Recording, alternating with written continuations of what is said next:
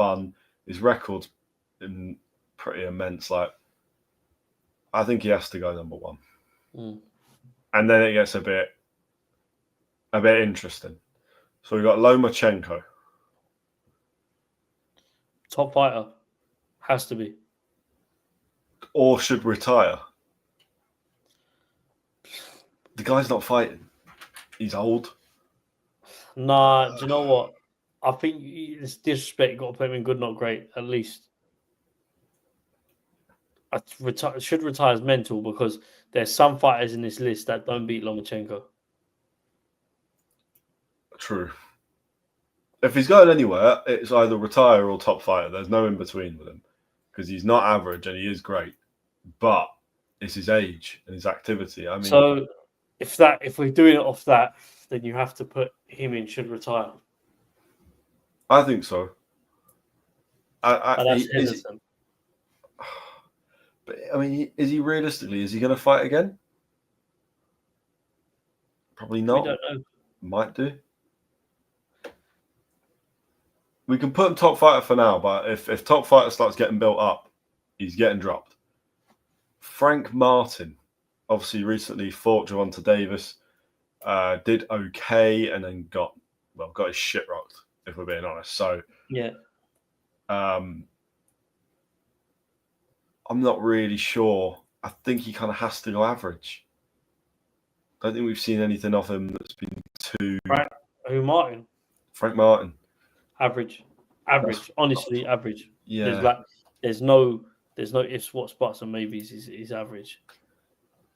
It's really that's based purely on he's not fought anyone yet, so we can't. You can't put him in the same breath as the two guys that are already in there, and you sure as hell can't put him in the same breath as some of these guys that are in here. For me, not saying he's a bad boxer, but he's not on the level of some of these guys. Teofimo Lopez, top fighter. Yeah, done it all. 26, won everything you can win. Tio, man. Tio or Loma. I'm going Teofimo. Loma's done a madness as well, though. So I'll still put Loma in front of Tio. But this is current. This is our current rankings. Then we're putting Tio in front of Lomachenko. Yeah. Keyshawn Davis. Good, not great, I think. Yeah, but has the potential easily to be a top fighter. He could be number one. He could be number one. And one of my favourite boxers as well. Yeah, he's good to watch. Davis. Good for promotion. He's kind of got everything going for him. So he's one for the future, but he's already quite comfortably in the good, not great. Now, let's leave Shakur till the end because I think that's interesting. Ryan Garcia. I don't think he can go in top fighter. I think he's not average. I think he's better than average. I think he's good but not great. Yeah, I agree. And he goes above Keyshawn. The only reason that I think he's not top fighter is because his best win is Devin Haney, and he was overweight and on drugs. So what can we that does not count, and doesn't even count as a win anymore anyway. So then we're talking his best fight was him versus Davis, and he got battered. So it's really hard to distinguish anything from that. George Kambosos Jr. obviously recently signed to Matchroom. He's here. Kambosos Jr., former unified 135-pound champion.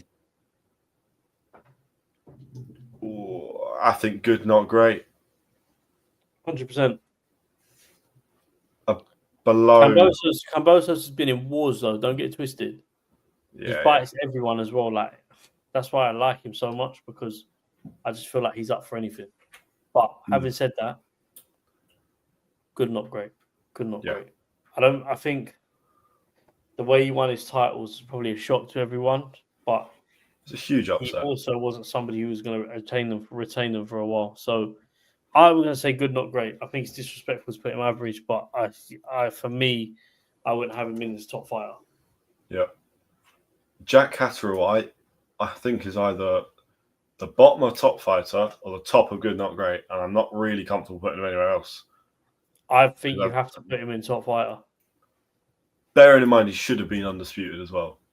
He fought Josh Taylor, one of the best in the world. At the time, pound for pound, top 10. And at the time, he won the first fight. I don't care what anyone says. He definitely won the second fight. Yeah, and then he's since beat Regis Prograis with relative ease as well. And that's another top fighter who I probably should have put in the list, actually, but realistically, that would have been a should retire for me. Prograis can do more, but whatever. Yeah. Liam Paro, obviously fighting Richardson Hitchens in Puerto Rico in a week and a half's time. World champion, IBF world champion. And yet I'm not really wanting to put him top fighter. No, you can't. I don't think you can put him average. I think he has to go good, not great.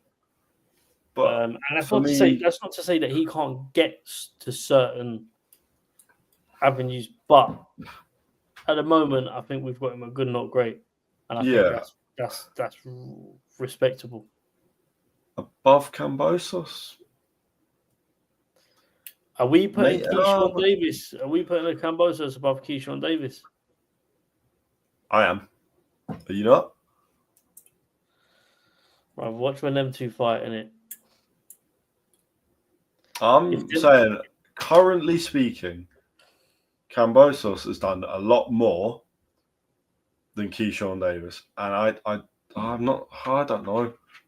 But I'm not. But the thing is, I think Liam Paro is a world champion, right? Liam Paro has to be. How are you putting Ryan Garcia in front of Kambosos?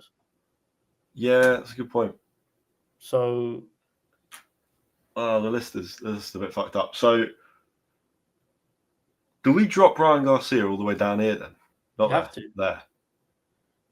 I'd put him behind Keyshawn Davis. Well, I mean, hold on. Ryan Garcia's record is needed here because I need a read. It is, but he lost. He lost against Javante, comeback, had the comeback fight which he won, and then went and fought Devin Haney. But the decision was overturned because of drugs. Yeah, so he cheated in that fight. Doesn't count. Oscar Duarte, he beat. That's a decent win. Lost to Davis quite badly. Javier Fortuna that's not a great win. Emmanuel Tago, yeah. Luke Campbell, nah. I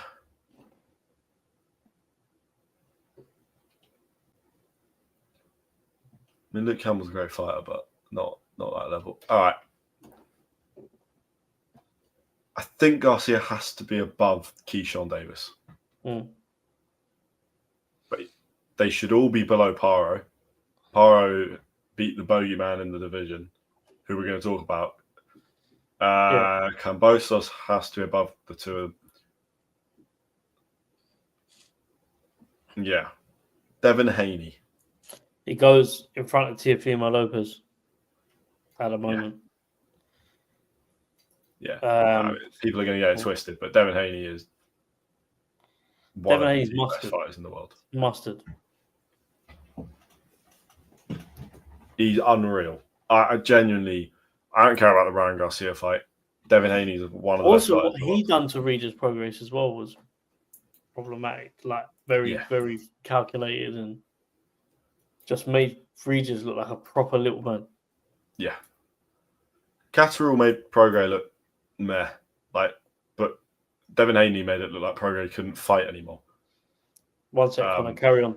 We'll be back. Put him down as well, yeah. So Devin Haney has to go there. I don't give a shit about the Ryan Garcia fight because Ryan Garcia was cheating, so that doesn't count to me. Also, Haney should just go up to welterweight because then he can actually make the weight without shelling his eyes in. The guy, he looks ill. You look ill, Devin. Yeah. But also, good luck to you.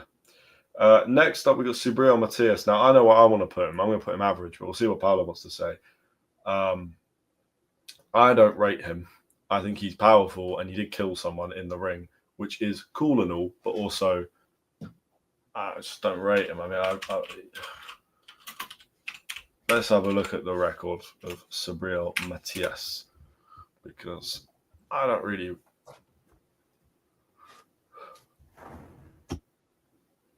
Right. Last fight, Roberto Ramirez won round 2 knockout. Fight without Liam Paro, lost unanimous decision. Other than that, 23-0 he won by knockout, 30-0 he won by knockout. I mean, every fight he's won by knockout, which is a crazy record. We're talking about Sabriel Matias. Good, but not great. Yeah. I think has to be at least there. Yeah. Yeah, I agree. He's proper. Not Do you know what I like level about him as well? He just gives it to everyone, you know. Yeah. Proper, just personality you need in boxing. I like Matias. He's also knocked everybody out. Any fight he won by knockout, which is still crazy. He has also lost he lost twice.